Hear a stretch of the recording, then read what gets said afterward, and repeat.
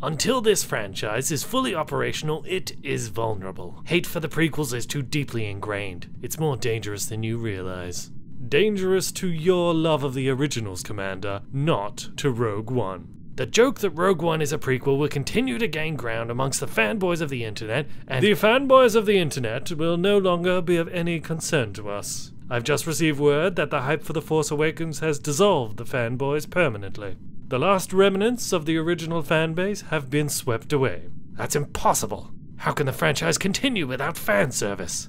The filmmakers will now have direct control of the new movies. Hype will keep the internet in line. Hype for the new films. If Rogue One continues to borrow nostalgia from the original trilogy, it is possible, however unlikely, that they might overdo it and become like Star Trek Into Darkness. The nostalgia you refer to will soon be back in our hands. Any attack against Rogue One would be a useless gesture, no matter how much nostalgia they rip off. These new movies are now the ultimate power in this franchise. I suggest we cash in on that. Don't be too proud of this technological terror you've constructed. The ability to outperform the prequels is insignificant next to the power of the originals. Don't try to convince us with your love of the originals, Lord Vader.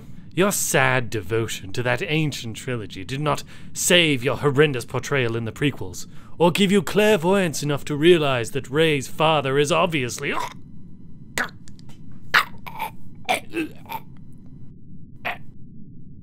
I find your lack of spoiler warnings disturbing. Enough of this. Vader, release him. As you wish. This bickering is pointless. Now, Rogue One will serve to connect to the originals while also telling a new story by the time Episode 8 is operational. We will then crush the memory of the prequels with one swift stroke.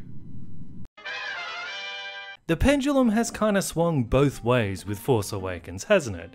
Upon the release, everyone just had their faces exploding with fanboy energy, and then after all of that hype died down, some people started to say that it was actually worse than the prequel movies. And the argument continues to rage on the internet to this very day. Is The Force Awakens just a straight up remake of A New Hope? Or are the similarities due to it being more in tune with the spirit of the original trilogy and following the Star Wars formula? Well, this isn't going to be just another video of some YouTube loudmouth talking about their opinion as if that's the only one that matters, because I already do that in my other videos. Here, we're going to look at this a little bit differently.